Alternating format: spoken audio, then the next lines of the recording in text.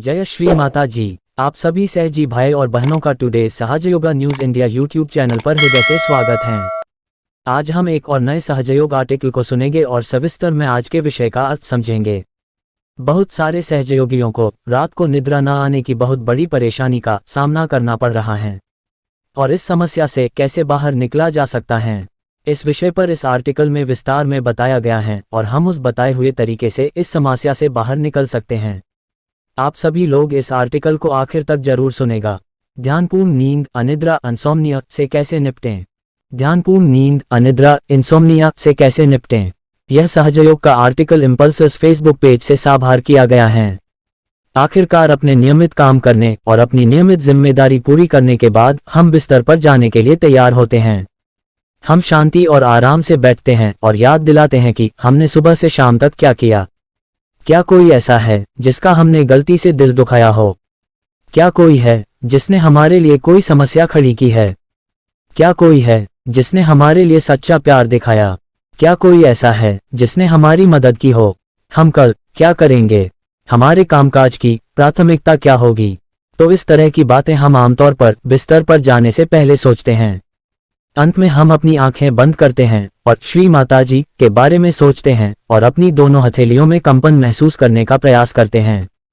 यदि हमने जानबूझकर या अनजाने में कुछ भी गलत किया है तो अक्सर हम उनसे क्षमा मांगते हैं और फिर हम नींद लेने के लिए ध्यान केंद्रित करने की कोशिश करते हैं।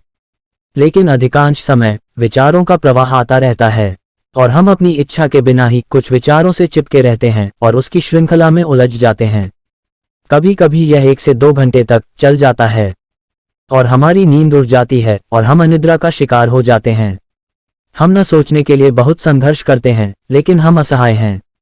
लगता है हमारा सिर फट जाएगा। कभी कभी हम गंभीर दर्द से रोते हैं हालांकि हम श्री महाकाली के मंत्र का जप करते हैं। हम श्री माता जी से प्रार्थना करते हैं कि वे सभी विचारों को रोकें और हमें कई बार गहरी नींद प्रदान करें, लेकिन सब व्यर्थ हो जाता है। तब हम बेचैन हो जाते हैं और कारण खोजने की कोशिश करते हैं।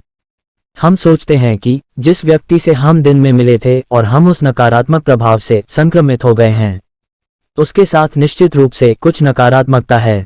वास्तव में यह नकारात्मकता के कारण नहीं था, बल्कि यह हमारी आवश्यकता या प्राथमिकता के प्रति एक तीव्र झुकाव था, जो ध्यान की स्थिति में हमारे आज्ञा चक्र में शुद्ध ऊर्जा के बढ़ते प्रवाह के कारण गहरे अवचेतन से उत्पन्न हुआ है। ऐसा इसलिए होता है क्योंकि आदिशक्ति माँ हमारी बाईं आज्ञा को शुद्ध करना चाहती है। इसीलिए वह हमारे मुख्य विचार को हमारे मन की सतह पर खींच लेती है और फिर वह उन सभी विचारों से राहत दिलाना चाहती है जो हमें बार बार परेशान करते हैं। इसलिए यह समाशोधन के अलावा और कुछ नहीं है, जिसमें कभी कभी बहुत अधिक समय लग जाता है।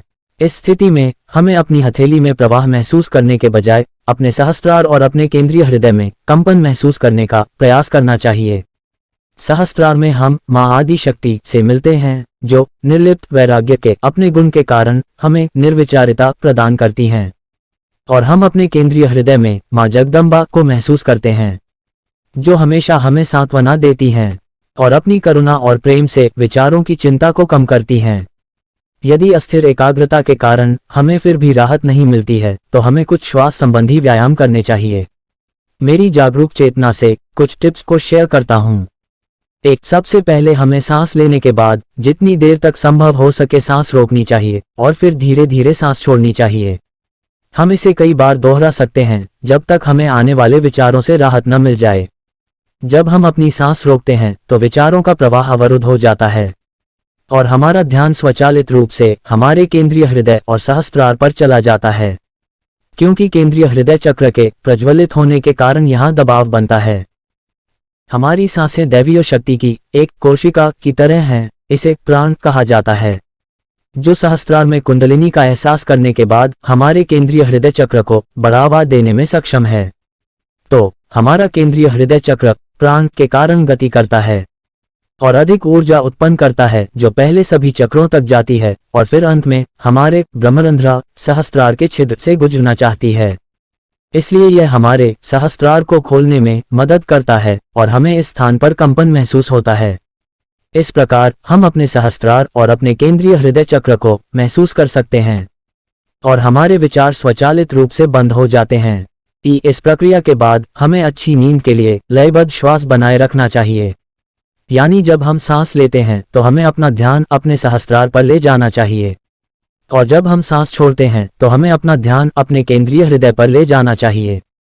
हमें इसे तब तक बार बार दोहराना चाहिए जब तक हम अच्छी नींद की स्थिति में न आ जाएं।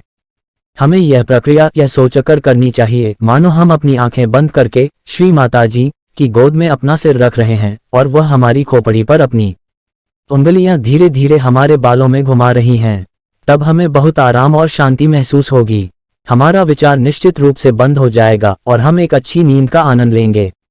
यदि हम हर रात सोने से पहले ऐसा करते हैं तो श्री माता जी हमारे सपनों में आकर हमसे संवाद कर सकती है और भौतिक जगत के साथ साथ आध्यात्मिक जगत से संबंधित हमारी समस्याओं का समाधान कर सकती है।